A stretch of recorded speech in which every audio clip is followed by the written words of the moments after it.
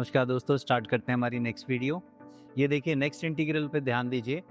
इसको आपको कैसे टैकल करना है। देखिए आगे अगर आप बढ़ चुके हैं इंटीग्रेशन में तो आपको पता होगा, आप इजीली इसको कर सकते हैं। e की पावर x से ऊपर मल्टीप्लाई करेंगे, e की पावर x से नीचे। ठीक है, मल्टीप्लाई डिवाइड करके आप ex को t लेकर इसको सॉल्व कर सकते हैं, मगर बेटा वहां पर बन जाती है क्वाड्रेटिक। फिर नीचे परफेक्ट स्क्वायर बनाना पड़ता है। अब देखो टर्म्स हैं b और c, इनको लेकर परफेक्ट स्क्वायर बनाना वो थोड़ा सा लेंदी सा काम हो जाता है ना, क्योंकि हमारे पास न्यूमेरिकल टर्म्स नहीं है, अननोन है, तो वहां पर दिक्कत आ सकती है। तो इस क्वेश्चन को करने का एक और दूसरा तरीका है मेरे पास। ध्यान रखने वाली बात है कि अगर डिनोमिनेटर में e की पावर x हो, क्या बोला मैंने, अगर डिनोमिनेटर में e की पावर x हो तो बेटा न्यूमरेटर में भी क्रिएट करो, कहीं और से मत लाओ, यहीं से बनाओ। यहीं से इसी e की पावर x को मैं ऊपर पहुंचा दूंगा। ध्यान से देखो क्या रूल है, क्या मैथमेटिक्स है। तो ध्यान से देखिए, आप सब ने पढ़ा है e की पावर x को लिख सकते हैं 1 अपॉन e की पावर माइनस x। अगर हम किसी की पावर नेगेटिव कर दें तो वो रेसिप्रोकल हो जाता है, 1 अपॉन हो जाता है। अब जब आप इसका एलसीएम लेंगे तो e की पावर x यहाँ आएगा माइनस वाला, और ऊपर भी जाएगा एलसीएम के बाद, तो a इंटू ई की power minus x, b into e की power minus x plus c। तो यही क्वेश्चन रिड्यूस होकर, चेंज होकर इस फॉर्म में कन्वर्ट हो गया।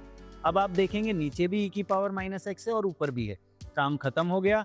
इसको अगर आप t लेंगे तो इसका डेरिवेटिव आपको ऊपर मिल जाएगा। इस पूरे को ले लो, कोई फर्क नहीं पड़ रहा, बाकी तो कांस्टेंट है, या तो e की पावर माइनस एक्स को ले लो, आप जैसे चाहे वैसे कर सकते हैं। ठीक है, तो मैंने e की पावर माइनस एक्स को t लिया और इसका डेरिवेटिव क्या होगा, e की power minus x into minus one, chain rule. ठीक है, पावर का भी करेंगे, और t का क्या होगा, dt bye dx।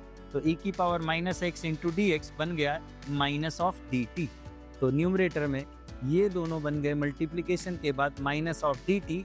A constant था वो मैंने बाहर निकाल लिया, नीचे बन गया बी टी प्लस सी। तो बताइए इसका इंटीग्रेशन कैसे होगा। कैसा फंक्शन है, लीनियर, और लीनियर है तो इसको एक्स की तरह ट्रीट करो, और क्योंकि ये एक्स की तरह ट्रीट हो रहा है तो 1 अपॉन एक्स का फॉर्मूला यहाँ पर एप्लीकेबल है।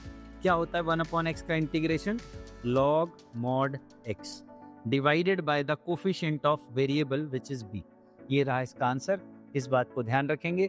ठीक है, कैसे हमने इस e की पावर x को यहाँ से हटाकर ऊपर पहुंचा दिया, कैसे पहुंचाया, e की पावर x को क्या लिखा, 1 अपॉन e की पावर माइनस एक्स, और फिर जब हमने एलसीएम लिया तो ट्रांसफॉर्मेशन के बाद नीचे भी ex आ गया, ऊपर भी आ गया। तो ये बात ध्यान रखनी है, अगर डिनोमिनेटर में e की पावर x है तो हमको ऊपर भी बनाना है। ठीक है, किस तरीके से हमने बनाया समझ में आ गई बात। ठीक है, इस बात को आप याद रखेंगे और इसी तरह से मजेदार इंटीग्रेशन आप करते रहेंगे। चलिए मिलते हैं आपसे नेक्स्ट वीडियो में।